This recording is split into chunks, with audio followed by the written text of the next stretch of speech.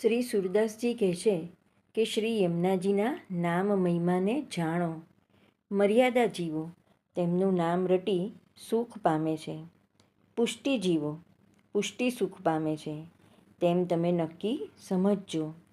સ્વાતિ નક્ષત્રમાં વરસાદનું જળ જે પાત્રમાં પડે તેવું તે બને છે, એવું શ્રી યમુનાજીના સ્વરૂપનું પણ છે.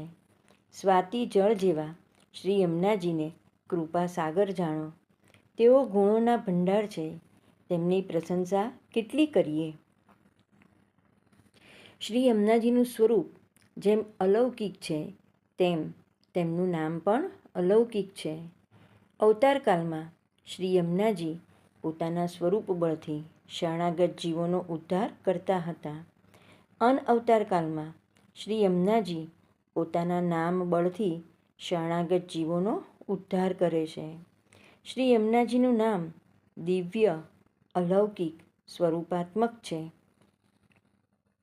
સકામ મર્યાદા જીવો જે હેતુથી શ્રી યમુનાજીનું નામ લે છે તેમને શ્રી યમુનાજી લૌકિક સુખ કે સ્વર્ગનું સુખ આપે છે.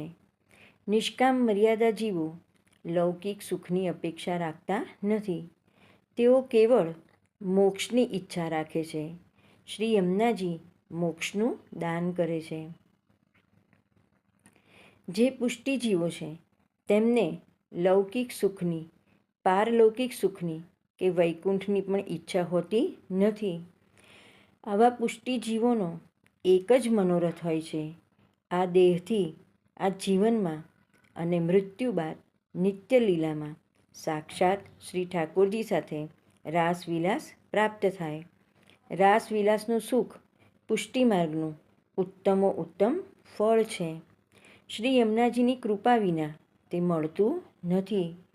જે પુષ્ટિ જીવો આવું પુષ્ટિફળ પ્રાપ્ત કરવા માટે શ્રી યમુનાજીનું નામ રટે છે તેમને શ્રી યમુનાજી ચોક્કસ રાસવિલાસના અલૌકિક સુખનું સર્વોત્તમ પુષ્ટિફળ આપે છે.